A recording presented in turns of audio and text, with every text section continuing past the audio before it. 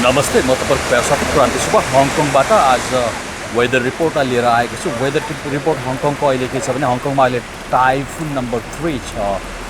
तर typhoon number 3 उल्टो छ। अब त्यो ठाडो हुनु बाँकी नै छ। अहिले पानी परिरहेछ। म हङकङको चिम्साचोई भन्ने इलाका छेउछाउमा उभिएको छु। नेथन रोडको साइडमा उभिएर मैले अहिले यो रिपोर्टिङ गरिरहेको छु। अहिले चाहिँ यो टाइफुनको नाम चाहिँ तालिम हो, तालिम हैन। तालिमले चाहिँ हङकङमा थन्डर स्टर्म हैन, आकाशको गाडाङगुडुङ हैन, अनि पानी पल रिभर एस्चुरी भने पल रिभरको मुखमा चाहिँ त्यो पानी आकाशको गाडाङगुडुङ ल्याउने काम भइरहेछ हैन। अहिले चाहिँ लोकल स्तरको स्थानीय हावाको वेग चाहिँ तपाईको तीव्र हुँदै गइरहेको स्थिति छ हैन। अब तपाईको यो हावाको वेग तीव्र हुने क्रमले चाहिँ हङकङको धेरै एरियामा चाहिँ असर पारिरहेको अवस्था छ, जसले गर्दाखेरि चाहिँ समुद्री छालहरू उठाउने कामहरू पनि भइरहेछ हैन। सिग्नल नम्बर 3 अहिले टाइफुन नम्बर 3 चाहिँ अहिले इन्फोर्समा छ हैन। अहिले मैले हङकङको मौसम विभागले भनेको कुरो चाहिँ यहाँ तपाईहरु समक्ष भनिरहेको छु। यो तालिम भन्ने टाइफुन चाहिँ बिस्तारै हैन बढ्दै जाने अनुमान गरिएको छ अथवा बढ्दै गएको छ यसको वेग हैन। According to present forecast track, Talim will be closest to Hong Kong tomorrow morning, 17 July, skirting within about 300 kilometers to the south of Hong Kong. अब भोलि जुलाई 17 तारिकसम्ममा चाहिँ तालिम चाहिँ हङकङको नजिक आउने कुरो छ। हङकङको नजिक आउने भन्नाले कति आउने भन्दाखेरि 300 किलोमिटर तलतिर भनेको दक्षिणतिर आउने कुरो छ। Local winds will change from east to north easterlies to east to southern easterlies भनेको छ।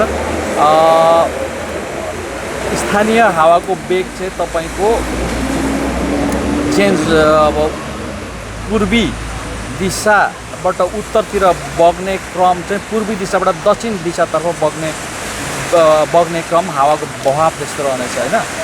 Area which where previously sheltered may become exposed.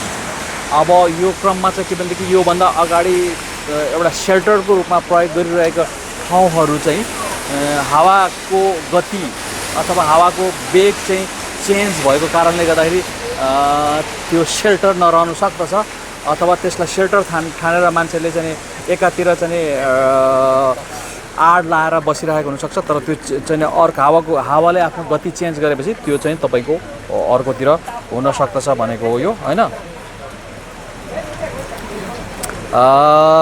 Local winds are expected to strengthen tomorrow morning.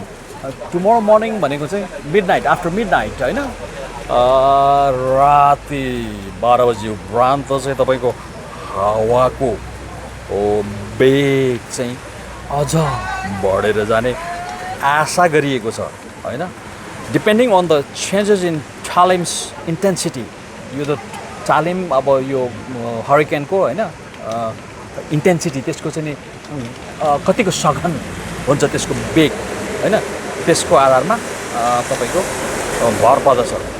And distance between the associated gale and the Pearl River estuary, the observatory will assess the need to issuing gale or storm signal number 8 midnight to tomorrow morning. Alright. अब तपाईको चाहिँ के number 8 typhoon आउँछ त? No, अहिले चाहिँ अब आउने कुरो चाहिँ भनिएन। आउने कुरो चाहिँ केमा भर पर्छ भन्दाखेरि तालिमको हावाको घनत्व कतिको सघन रहन्छ त्यसको आधारमा अब्जर्भेटरी अथवा वेधशाला अथवा हङकङको तपाईको मौसम विभागले त्यतिखेर चाहिँ नम्बर 8 पनि इस्यु गर्न सक्ने सम्भावना उच्च छ।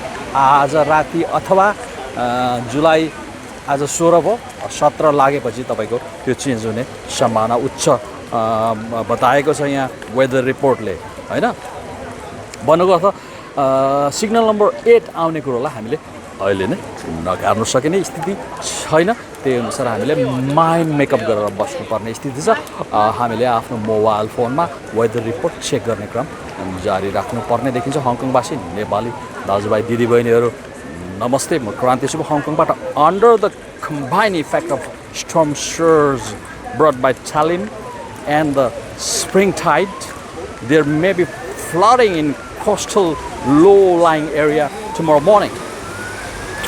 Alright, अब कस्तो भने तपाईको कम्बाइन इफेक्ट जस्तै चालिमले ल्याएको, जस्तै चालिम एक्चुअली यसको ट्र्याक चाहिँ मैले ट्र्याकमा चेक गरेको, यसको ट्र्याक चाहिँ हङकङमा छैन। हङकङदेखि मकाउदेखि परै छ, हाइनान आइल्यान्डलाई चाहिँ भेटेको छ होइन। त्यो चाहिँ कन्मिङतिर गएको छ होइन। त्यसपछि यसको ऊ चाहिँ होइन नर्मली चाहिँ Pearl River estuary any typhoon होइन used to come from Pacific Ocean, for example, from the Luzon Strait. This time, Luzon Strait of Philippines, होइन फिलिपिनको लुजन स्ट्रेटबाट फिलिपिनदेखि उतापट्टिको प्रशान्त महासागरको एउटा सर्टेन ठाउँमा चाहिँ तपाईँको चाहिँ यो चाहिँ तपाईँको फर्म हुने गर्दछ यो टाइफुन होइन। Every year around typhoon season चाहिँ जस्तै अब जुन जुलाईदेखि चाहिँ सुरु भइहाल्छ होइन। इट रिमेन अन्टिल नोभेम्बर होइन। नोभेम्बरसम्म चाहिँ टाइफुन आउने सम्भावना उच्च रहन्छ। हङकङमा अहिलेसम्मको रिपोर्ट त्यस्तो छ होइन। मैले भन्दै थिएँ under combine effect of the storms होइन। यो आँधीको एकीकृत प्रभावको कारणले गर्दाखेरि तपाईँको भलहरू आउने, बाढीहरू आउने, पहिरोहरू जाने होइन किनारीय इलाकामा भनेर भनेको छ। भोलि 17 तारिक जुलाईमा होइन members of the public should complete precautionary measure against high winds and flooding as soon as possible. अब जनमानस र जनसमुदायहरूले चाहिँ अब यस्तो आँधी बेरीको सिजनमा आफूले अपनाउनु पर्ने जति पनि सतर्कताका चाहिँ नियमहरू होइन तरिकाहरू अपनाउनको लागि सरकारले आह्वान गरेको छ। मौसम विभागले हङकङ सरकारको मौसम विभागले होइन चाँडो सिज आर रफ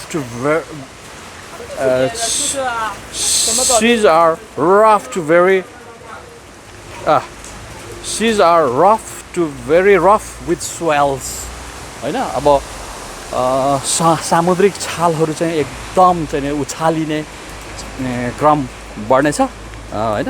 त्यसमा समुद्र छेउछाउमा त त्यो एकदम डेन्जरै हुने भयो नि होइन। के कसो please stay away from the shoreline and do not engage in water sports होइन। सोरलाइन भनेको चाहिँ समुद्र किनारतिर चाहिँ जानु भएन।